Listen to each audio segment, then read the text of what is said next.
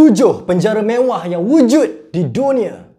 Bila cerita pasal penjara, siapa je yang nak masuk kan?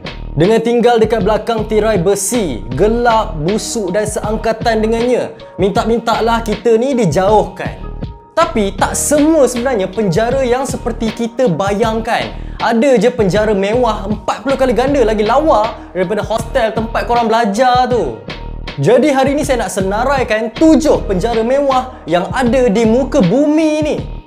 Yang pertama adalah penjara Bastøy, Norway. Penjara ni boleh muat lebih dari 100 tahanan. Yang bestnya penjara ni, tahanan penjara boleh main tenis, boleh tunggang kuda, boleh pancing ikan dan berjemur dalam kompleks penjara yang terletak di Pulau Bastøy. Dengan fasiliti yang best, dengan ada ladang-ladang yang cantik, orang yang duduk dalam penjara tu pun rasa seronok je duduk dalam tu. Penjara kedua adalah HMP Adderwell di Scotland. Penjara ni lebih berfungsi sebagai pusat pembelajaran berbanding penjara Her Majesty Prison yang terletak di selatan Scotland, diusahakan oleh kumpulan bukan kerajaan NGO. Banduan dekat penjara ni diberi layanan khas di mana diorang diperuntukkan 40 jam setiap minggu untuk mempelajari pelbagai kemahiran. Lepas tu dekat bangunan penjara ni juga dilengkapi bilik komputer, perpustakaan dan gym. Yang bestnya lagi, penjara ni menggunakan sistem kios elektronik untuk pesan makanan dengan menggunakan telefon bimbit yang tak ada wifi. Banduan boleh pesan makanan dengan menggunakan aplikasi khas dan buat pembayaran dekat situ juga. Penjara mewah yang ketiga adalah Otago Corrections Facility di New Zealand. Walaupun security dekat penjara ni ketat, tapi ianya selesa.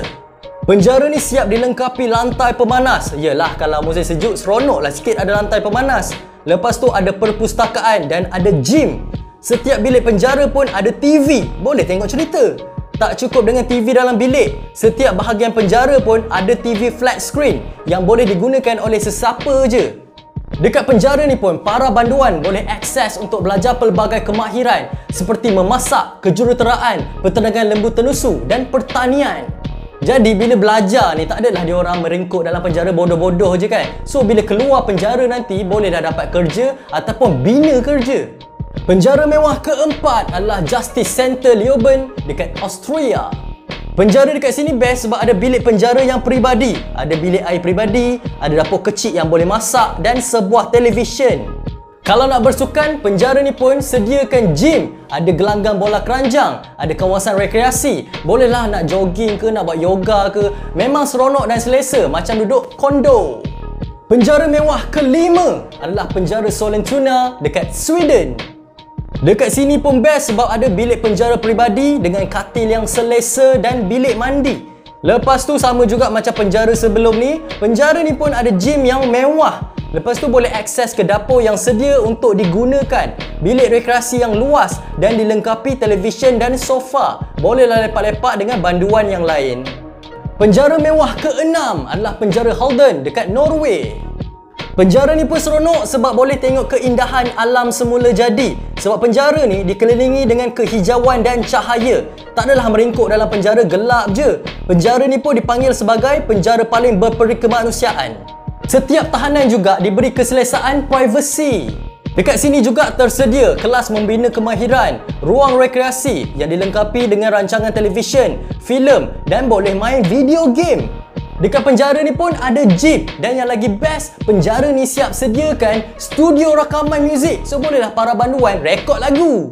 Penjara mewah ketujuh adalah Aranjuez Prison dekat Sepanyol. Macam yang kita tahu, paling terkesan apabila mak bapak ni masuk penjara adalah anak-anak yang masih kecil. Memang teruklah mental diorang ni terjejas sebab mak bapak diorang ni masuk penjara dah lah tak dapat kasih sayang. Lepas tu duit pun tak cukup untuk sara diri. Tapi berbeza dengan penjara ni siap ada katil bayi, tempat permainan kanak-kanak dan perhiasan watak Disney dekat dinding. Dekat sini mak atau bapak yang dipenjarakan diberi peluang untuk membesarkan anak-anak diorang. Dengan wujudnya penjara macam ni, tak adalah mak bapak tu terpisah bertahun-tahun dengan anak-anak diorang. Anak-anak yang masih kecil itu pun boleh mengalami depresi sebab tak jumpa mak bapak. Mungkin penjara ni tak mewah macam senarai penjara-penjara yang lain, tapi misi penjara kat sini adalah untuk tak nak anak diorang tu rasa malu dengan mak bapak diorang yang ada rekod jenayah dan tak terasing dengan keluarga. Jadi, itulah senarai 7 penjara yang mewah di seluruh dunia. Apa pendapat korang? Patut ke tak patut penjara-penjara sebegini diwujudkan? Kalau korang suka video ni, jangan lupa subscribe channel ni. Jangan lupa juga like, share dan komen. Berikan pendapat korang di ruangan bawah. Nama saya Ras Daniel. Terima kasih kerana menonton. Selamat tinggal. Jumpa lagi. Assalamualaikum.